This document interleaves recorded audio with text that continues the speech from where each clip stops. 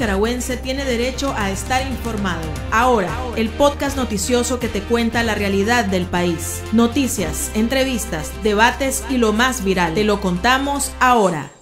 El fin de semana se realizó la jornada de verificación ciudadana de cara a las elecciones generales programadas para el 7 de noviembre. El Consejo Supremo Electoral, controlado por el partido de gobierno Frente Sandinista de Liberación Nacional FSLN, aseguró que hubo una participación de 2.800.000 personas y que el proceso se desarrolló de forma ordenada, pacífica y tranquila. Observadores independientes no coinciden con esta percepción. La organización Urnas Abiertas señala unas 500 irregularidades durante la verificación. Platicamos con el especialista en temas electorales, José Antonio Peraza, sobre este proceso de verificación. El Partido Ciudadanos por la Libertad echó tierra al proceso interno de selección del candidato oficial de la casilla 15. Así lo dio a conocer el mismo precandidato electoral Américo Treminio. El joven aspirante sostuvo una reunión con los miembros de la alianza electoral en la que le informaron que el elegido es Óscar Sobalbarro, vicepresidente del partido político. Treminio se quejó del dedazo, señalando que los dirigentes políticos están desconociendo el acuerdo que firmaron con él y los demás precandidatos. Conversamos con el aspirante presidencial sobre este tema y abrimos nuestro chat al público. El Ministerio de Salud continúa citando a los médicos independientes.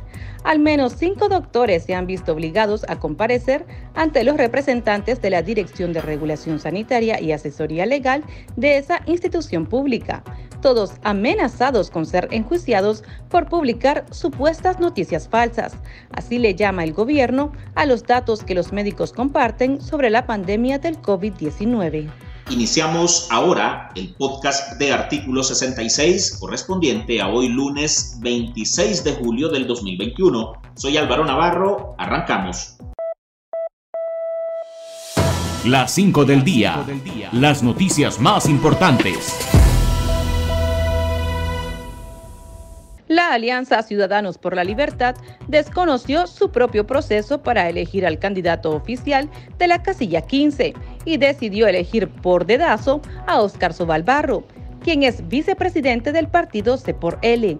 De esta manera, descartaron al precandidato presidencial Américo Treminio, quien era el único con probabilidades de participar en el proceso, luego que el régimen encarcelara a 7 aspirantes a la presidencia de la República, la mayoría precandidatos de la alianza C por L.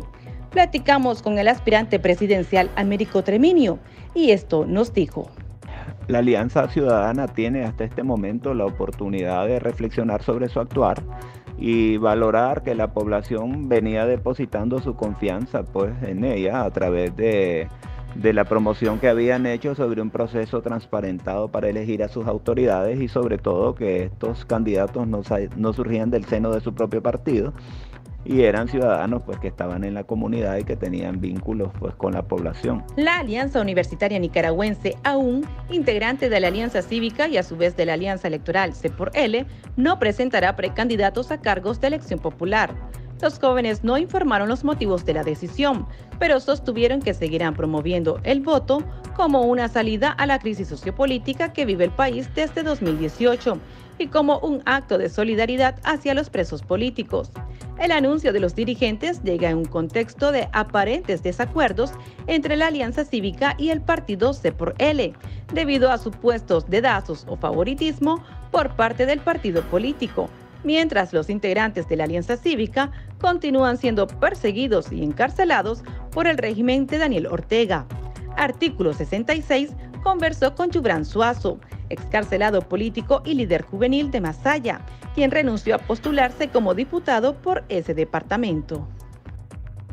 Bueno, yo ahí mencionaba de que me parece que había una falta de compromiso en los acuerdos por parte del partido C por L y por lo cual pues yo decidía, apegado a mis principios y al espíritu de lucha, pues abdicar a dicha postulación. Pues yo no puedo decirte que si esto va a ser causa de una ruptura, pues eso correspondería únicamente al Pleno de la Alianza Cívica. Continúa el exilio de opositores.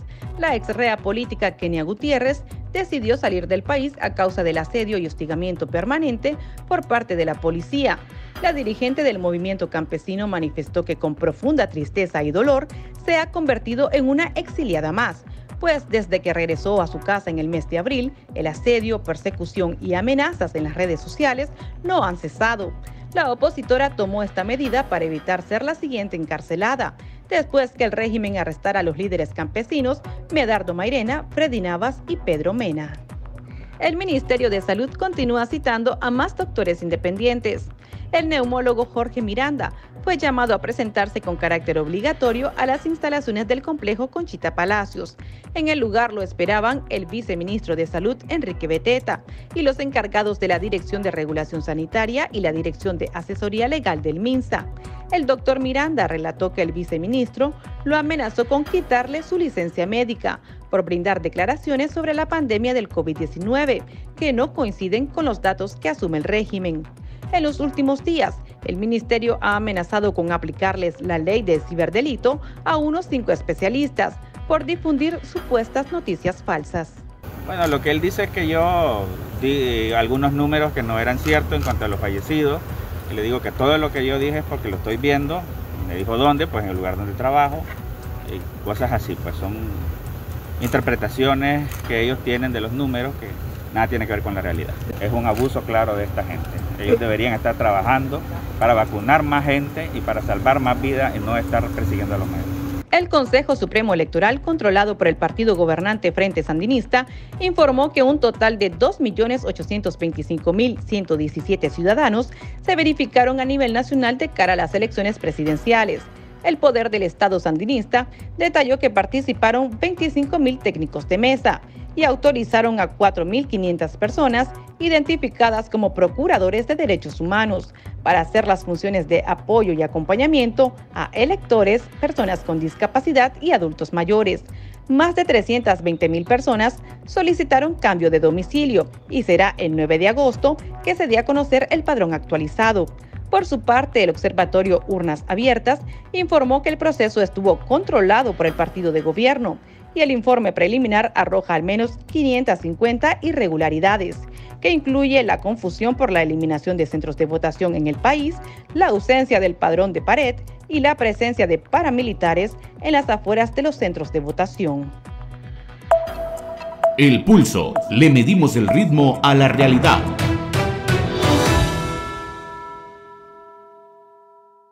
Doctor Peraza, sobre el proceso de verificación ciudadana que se realizó esta semana, ¿usted qué valoración tiene? Mira, Álvaro, es difícil hacer una valoración general porque no tenemos información sistemática, pues, por las condiciones que vivimos. Hay reportes diferentes, por lo menos donde yo fui había total calma, tranquilidad, había un policía vi nada más y estaba retirado. Había mucha gente alrededor del CB, pues, ¿cómo se llama? El centro de votación. No sé esas personas cuál es su origen partidario o no, pero no tenían ningún símbolo, pues, que uno pudiera identificar. La gente en el CB fue muy amable y pues tenían alcohol, me trataron rápido y en 2 minutos terminé mi proceso. Eso es donde yo fui. Eso sí, me cambiaron de lugar, no sé a cuántos más cambiaron. Cerraron, parece, ese centro de votación que era el Calazán. Ahora, ¿cómo estamos en otros lugares? Bueno, hay reportes complicados. Yo tengo reportes de Carazo, donde la Juventud Sandinista anduvo haciendo verificaciones con padrones en la mano. Hubo compactación de centros de votación en La Paz de Carazo, en el centro del pueblo, y eliminaron todos los otros CB. Tengo reportes de Chinandega de cierta participación, no masiva, pero sí constante. Y tenemos reportes del norte que tuvieron personas de la Juventud Sandinista. Hubo acoso en algunas zonas del Pacífico, en Masaya, en ciertos lugares, que se le tomó fotos a los opositores, había algunos paramilitares. Hubo movimientos muy drásticos, digamos, de algunas personas de CB a CB. Entonces hay reportes de todo, ¿no? Pasó de todo, algunos muy bien, en otros muy mal, pero no sé las cantidades de una cosa u otra. Lo que sí podemos saber es que hubo una participación no masiva, pero sí yo diría que por los reportes que tenemos fue por lo menos un poco más amplia que la última, donde casi nadie participó. Entonces, en ese sentido hubo interés. E incluso podemos decir que el mismo partido de gobierno hizo su esfuerzo para llevar a su gente a verificarse, porque en algunas zonas pusieron buses, motos, pusieron carros, iban a sacar a la gente, obligaron o por lo menos motivaron a los empleados públicos para que fueran a verificarse, etcétera, etcétera. Entonces, por lo tanto, no tenemos la misma dinámica para todo el país. Lo que sí se puede decir, aunque es a ojo de buen cubero, porque no tenemos los datos, no podemos decir que tuvimos una persona en cada CB haciendo ese proceso, es que hubo mayor participación que en las últimas verificaciones donde el Consejo ni siquiera invitó a la gente. Entonces ahora sí hubo más difusión, la gente tuvo más conciencia de que era un proceso importante, aunque hay gente que llamó a no verificarse también, hay que estar claro. Entonces, la verificación está mostrando, y con eso tal vez concluyo esta parte, la polarización que vive el país y la no claridad de cómo vamos a resolver este problema el 7 de noviembre. Ahí hay de todo, ¿no? Hubo también llamados que vimos a través de redes sociales sobre todo de algunos grupos opositores como el Partido Ciudadanos por la Libertad, la Alianza Cívica. Vimos que estuvieron promoviendo a través de sus principales líderes de que había que verificarse. ¿Eso habría incidido también en mejorar esa cifra? ¿Y por qué cree usted que la población se habría entusiasmado en alguna medida a partir también de esos llamados de gente de la oposición?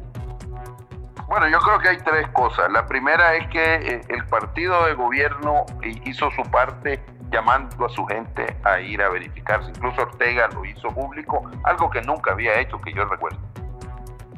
Entonces eso significa que para el Frente Sandinista era muy importante que la gente se verificara.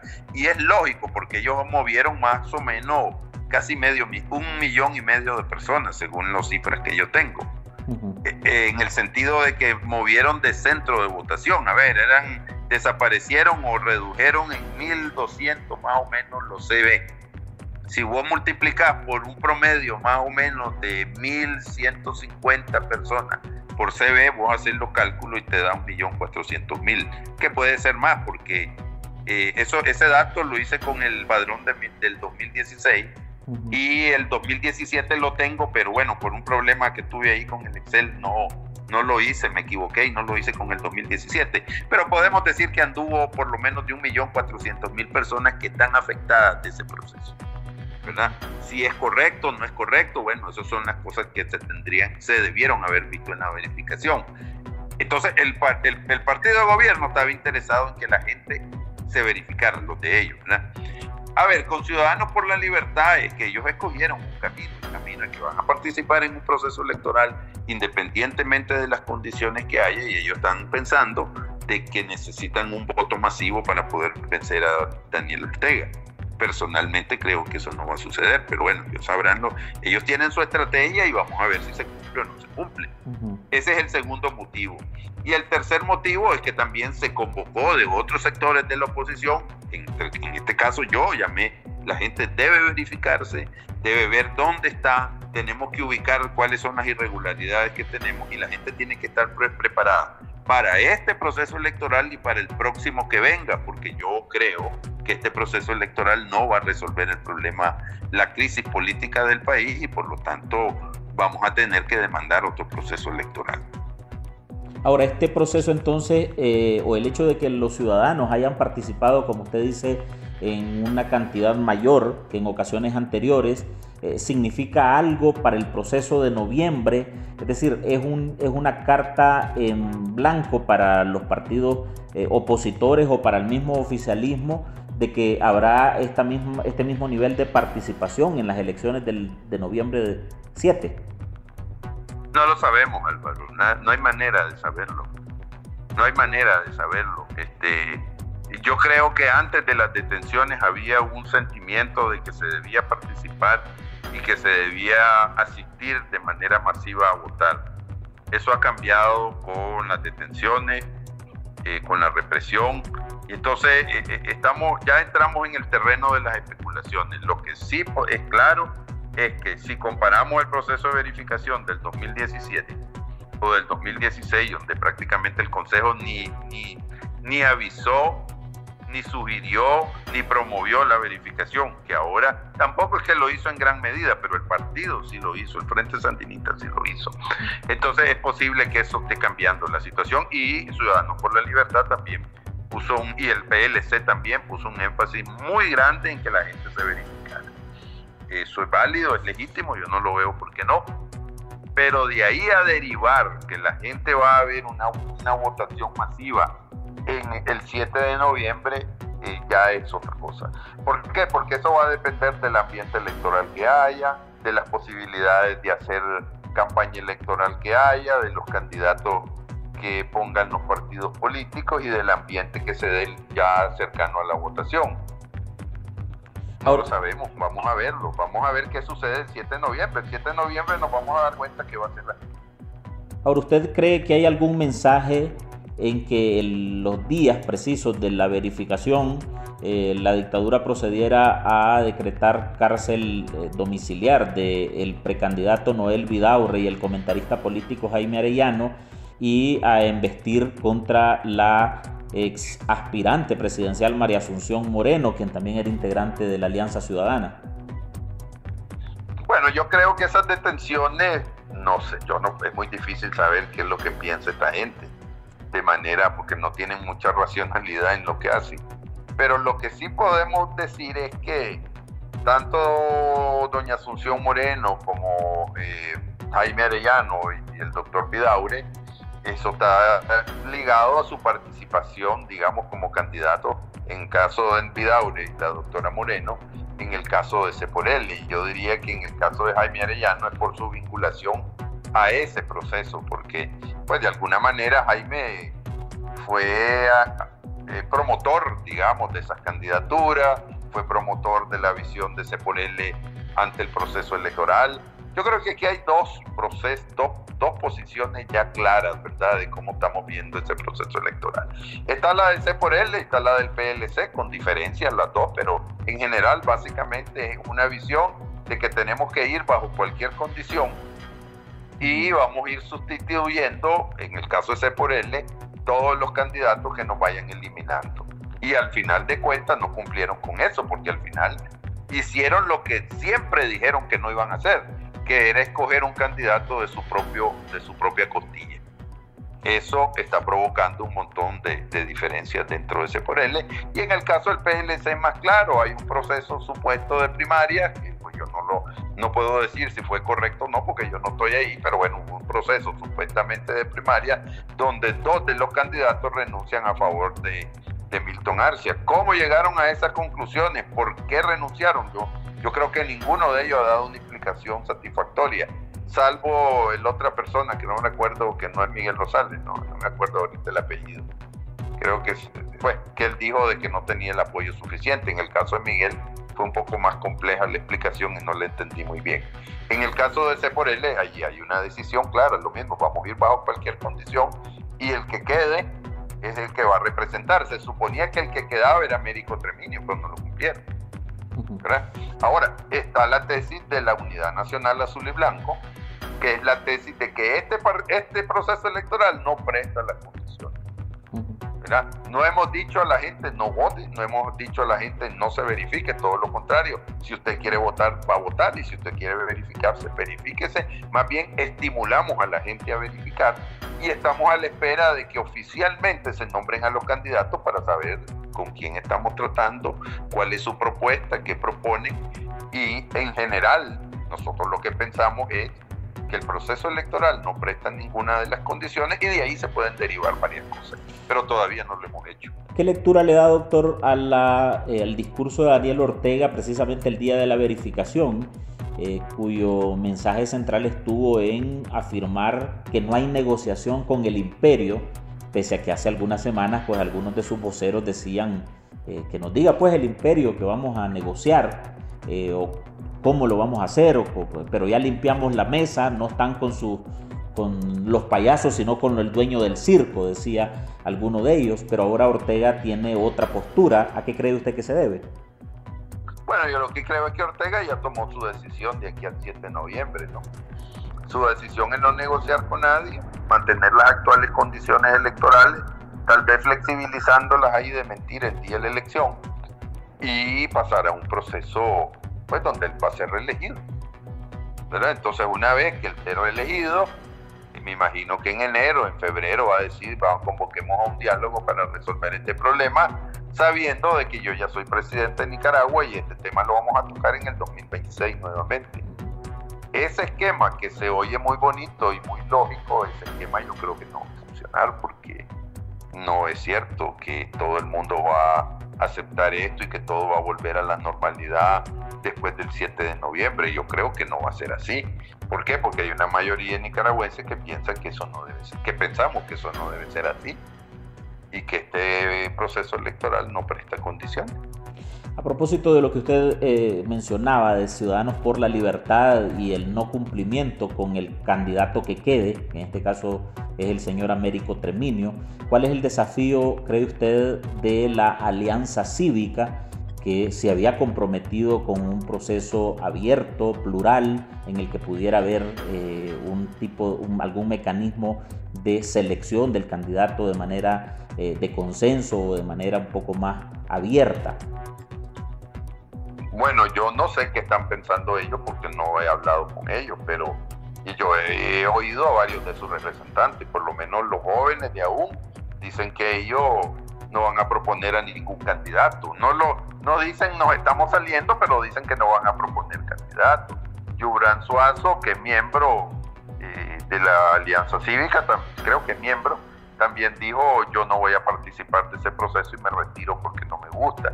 Y hay doña Asunción Moreno también expresó su opinión y expresó, digamos, cómo ella vio el comité de enlace donde se tenía que discutir este tipo de cosas. Yo no conozco muy bien los procedimientos internos de ellos, pero definitivamente que se ve una cierta molestia, y además de eso hay como, no solo molestia, sino hay como reclamos, ¿verdad? Se habían hecho ciertas propuestas y había ciertas expectativas que no se están cumpliendo.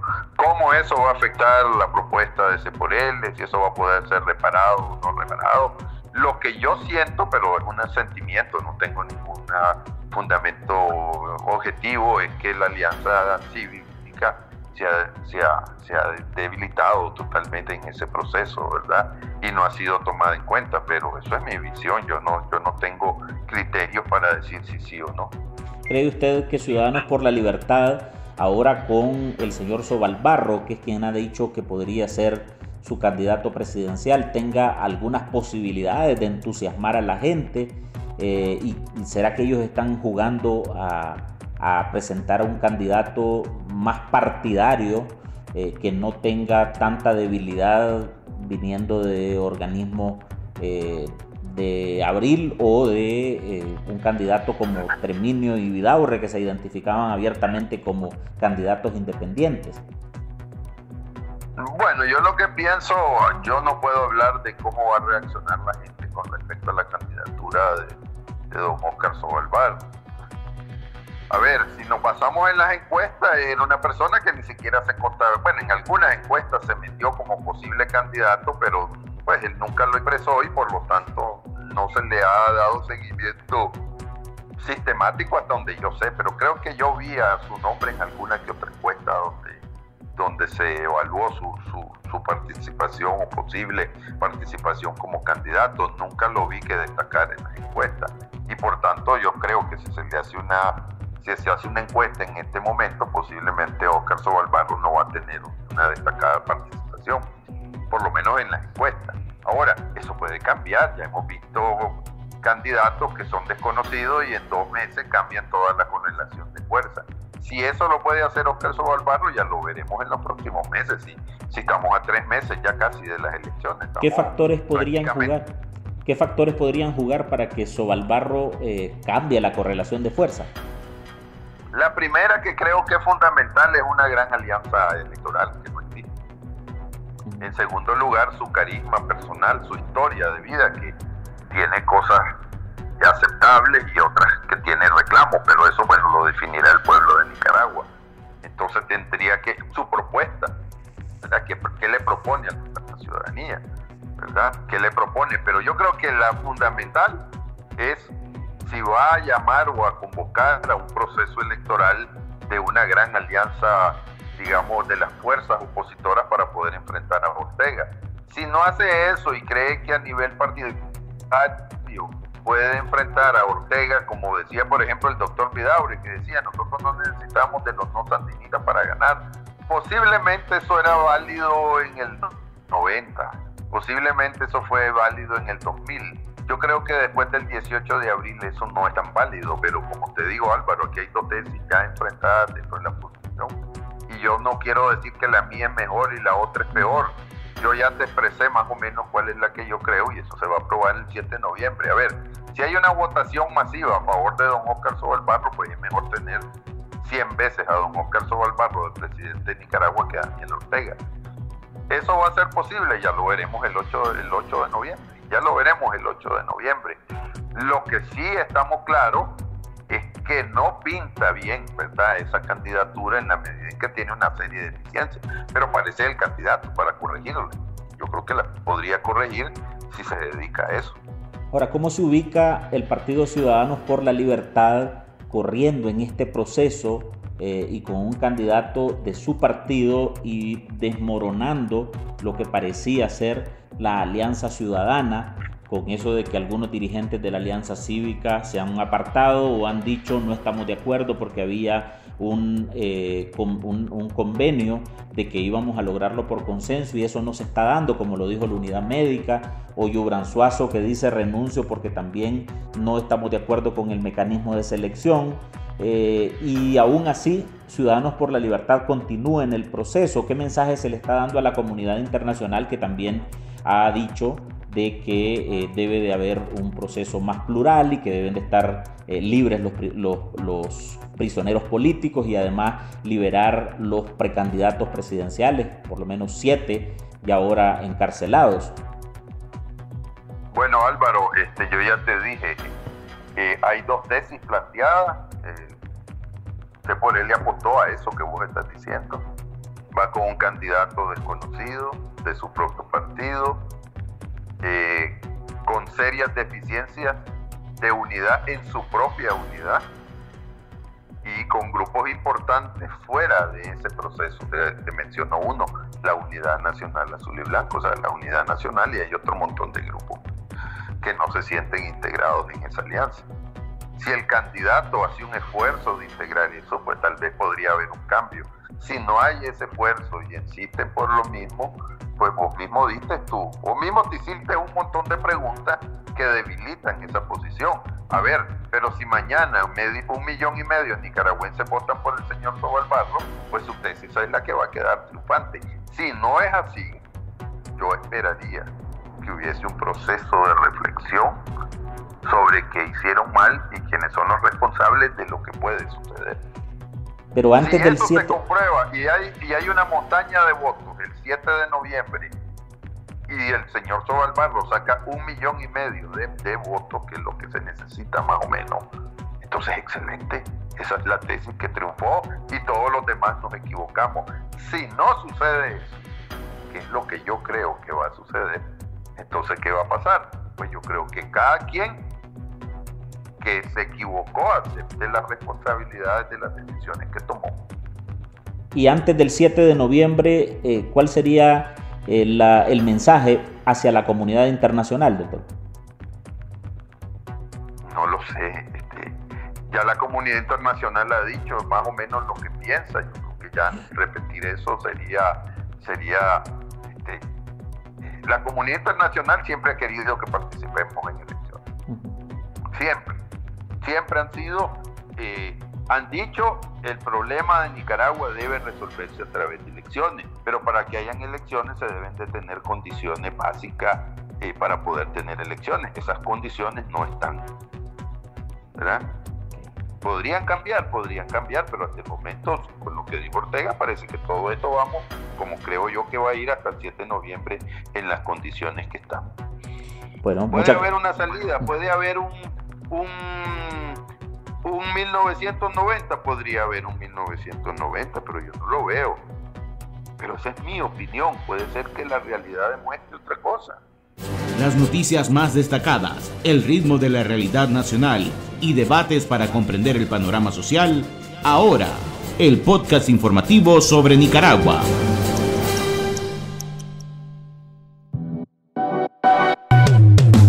Tendencias, la viralidad de las redes sociales. En las redes sociales se compartieron fotos de lo que sería otro ataque a la Iglesia Católica por parte de fanáticos. La parroquia Inmaculada Concepción, ubicada en ese municipio del departamento de Masaya, fue rayada con la palabra plomo y las siglas del partido de gobierno FSLN. Las pintas se hicieron en la fachada frontal de la Iglesia Católica, ubicada en uno de los departamentos más rebeldes en contra de la dictadura desde las protestas de 2018. La población presume que los autores del vandalismo son fanáticos del régimen, quienes acostumbran usar ambas siglas en sus campañas partidarias. El acto causó repudio en la población, catalogándolo de ignorante y una falta de respeto. Desde el levantamiento social, la Iglesia Católica se ha mostrado a favor de la defensa de los derechos humanos y desde entonces ha sido blanco de constantes ataques por parte de fanáticos. El chat. Abrimos los micrófonos a nuestros oyentes. El aspirante presidencial Américo Treviño confirmó que el partido Ciudadanos por la Libertad eligió a su vicepresidente Óscar Sobalbarro como el candidato oficial de la alianza C por L. De esta manera, la organización se niega a continuar el proceso de elección interna y deja por fuera a Américo Treviño. Consultamos a nuestros lectores sobre qué les parece la decisión del partido C por L y esto nos contestaron. Definitivamente que con esto C por L se termina de enterrar como una posible opción en las futuras elecciones. Definitivamente que están haciéndole el juego nada más a la dictadura y están demostrando lo que todos sospechábamos, que son un partido zancudo. Ciudadanos por la Libertad, al elegir a Óscar Sobalbarro a dedazo, pues simplemente deja claro que la política tradicional, esa política de la que nos cansamos, sigue reinando en Nicaragua y que jamás se van a someter a un proceso de primarias donde seamos los ciudadanos que elijamos al candidato de una forma transparente. Para mí, ese partido solo le interesa su bienestar, solo le interesa el poder, llegar al poder a costa de todo, a costa de los presos políticos. Ellos no están viendo si hay presos políticos y nada. Esa señora nunca me ha dado confianza y es muy malo para Nicaragua. Para mí, esta señora le da igual la situación que está en Nicaragua, le da igual si hay presos políticos. Ella no está pensando en los presos políticos, ella no está pensando en la lucha que tiene el pueblo de Nicaragua. Ella está pensando pues en el poder, llegar al poder a costa del pueblo, de la gente, de los presos políticos. Creo que yo lo veo mal. Veo que es una mujer que le da igual lo que esté pasando alrededor de ella, porque para mí, desde el inicio, he visto que esta señora tiene otros ideales políticos. Punto y seguido, el comentario final del día. El Partido Ciudadanos por la Libertad sigue teniendo un desafío gigante. Tiene planteada la obligación de ir a estas elecciones si es que la dictadura se los permite el 7 de noviembre, pero también tiene la obligación de responder a las demandas de la ciudadanía que pasan por una elección creíble, amplia, libre y lo suficientemente inclusiva, y no ir solo como un partido político tradicional, sectario y hasta sospechoso de estarle haciendo el juego a Ortega, sino de aglutinar a todas las fuerzas vivas del país que repudian a la dictadura, pero que también han rechazado el caudillismo y la partidocracia, que hasta ahora solo se ha repartido el botín. C por L tiene el reto de no caer en lo que se convirtió el PLC, en no ser un socio minoritario de la dictadura y conformarse con 4 o 5 diputados, o 10 según los cálculos del sandinismo. Tiene la obligación, si es que quiere parecer opositor, de comportarse con valentía, con coraje y asumir el papel histórico que le corresponde. Si C por L se va a conformar con ser una segunda fuerza como quiere Ortega, va a conservar su personería jurídica, va a tener los diputados que el régimen quiera asignarle, pero también va a terminar convirtiéndose en otro partido de maletín que llenará de decepción a los nicaragüenses que quieren un cambio real. Hasta ahora, la dirigencia de Ciudadanos por la Libertad se ha mostrado intransigente, incapaz de negociar, cerrada a otras alternativas políticas que puedan fortalecer a ese bloque opositor. Han argumentado diferencias ideológicas que en algún momento eran entendibles para un amplio sector, pero ahora que se observa un distanciamiento disimulado de los sectores que integran la alianza cívica, está quedando en evidencia que el único afán de los cabecillas de C por L es controlar todos los espacios y no ceder nada a los autores que surgieron de la lucha de abril. Hay un aparente intento por dejarse todo para sí, y peor aún, esas acciones parecen estar en sintonía con el mejor escenario posible para Ortega, que desde el inicio únicamente ha mostrado voluntad de establecer acuerdos con los grupos políticos a quienes puede controlar a través del Consejo Supremo Electoral, a quienes no descalifica y quienes pueden estar a su nivel en la triquiñuela, el amarre y en la conveniencia particular. Ortega tiene razón de preferir ese tipo de socios porque cuenta con un partido minoritario, pero cohesionado y fiel. Además, que tiene garantizado el repudio de la mayoría de los nicaragüenses, pero C por L no tiene la misma condición, ni votantes fieles, ni estructuras suficientes para defender el voto, ni la simpatía de ese 70% de la población que está dispuesta a votar, pero que no se siente matriculada con ningún partido. Está en manos de doña Kitty Monterrey y de sus seguidores definir la sancudización o devolverle la esperanza al país entero. Aquí termina la edición del podcast Ahora de Artículo 66. Para más información pueden visitar nuestro sitio web www.articulo66.com y seguirnos en nuestras cuentas en Facebook, Twitter e Instagram, y además suscribirse a nuestro canal de YouTube. Hasta la próxima. La información veraz y de primera mano está ahora. No te perdás el podcast noticioso que te cuenta la realidad del país. Compartí y pasa la voz.